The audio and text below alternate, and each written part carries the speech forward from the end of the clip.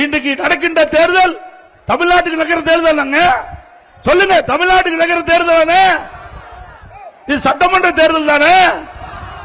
இன்றைக்கு இருக்கிற முதலமைச்சருக்கு அது கூட தெரியல.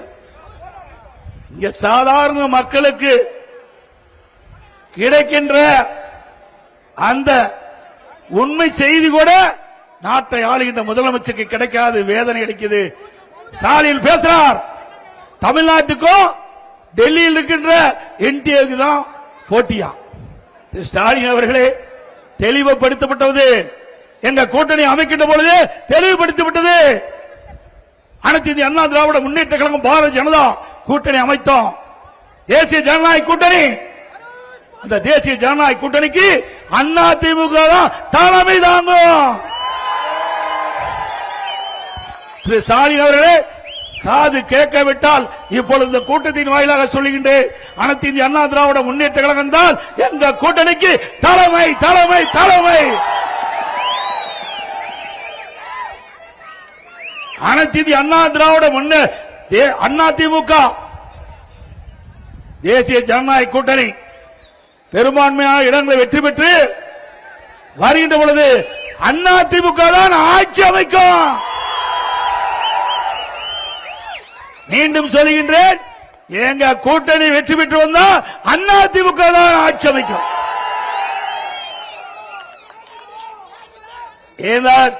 அனைத்து இந்திய அண்ணா திராவிட முன்னேற்ற கழகம் பாரதிய ஜனதா தேசிய ஜனநாயக கூட்டணிக்கு தலைமை தாங்குகின்ற அண்ணா திமுக அதனுடைய முதலமைச்சர் வேட்பாளர் இபிஎஸ்.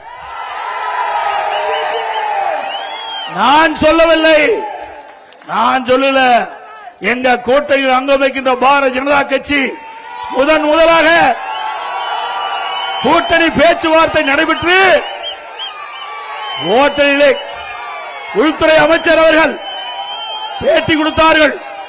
பத்திரிகைக்கும் ஊடகத்துக்கும் பேட்டி கொடுத்தாங்க. அப்ப இந்த கருத்தை குறிப்பிட்டாங்க. தம்பி, இந்த கொடி கீழே முடி, ஒரே நிமிஷம், கொடி கொஞ்சம் கீழே முடி. அந்த முதலாக பேட்டி குடிக்கின்ற பொழுது எங்க கூட்டணியுடைய நிலைப்பாட்டை தெளிவுபடுத்தியிருக்கிறோம். ஸ்டாலினால அண்ணா திமுக மீது எந்த குறையும் சொல்ல முடியல. அண்ணா திமுக மடியிலே பலம் இல்ல, மடியிலே தனம் இல்ல, வழியிலே பயம் இல்ல. அதனால எங்களை குறை சொல்ல முடியல. அதனால எடப்பாடி பழனிசாமி பாரதிய ஜனதாவுக்கு அடிமை. எடப்பாடி பழனிசாமி டெல்லிக்கு போறாரு. டெல்லிக்கு போனா உனக்கு என்னையா பயம்? டெல்லிக்கு போனாவே ஸ்டாலினுக்கு அதருது, தோல்வி பயம் வந்துட்டது. நான் முதலாக கூட்டணி அமைச்ச பிறகு நம்முடைய தேர்தல் பயணத்தை, தேர்தல் பிரச்சார பயணத்தை மயிலாப்பூர்ல தொடங்கணும். தற்போது அந்த கூட்டத்தில் பேசணும்னா அடுத்த நாள் 3 அமைச்சர் பதில் கொடுக்கிறாங்க. 3 அமைச்சர் பதில் கொடுக்கிறாங்க. அப்படின்னா திரு ஸ்டாலின் அவர்களுக்கு தேர்தல் பயம் வந்து விட்டது. திரு ஸ்டாலின் அவர்களே, மக்கள் செல்வாக்கு இழந்து விட்டீர்கள். மக்கள் செல்வாக்கு இழந்து விட்டீர்கள். உங்களுக்கு தேர்தல் ஜுரம் வந்து விட்டது.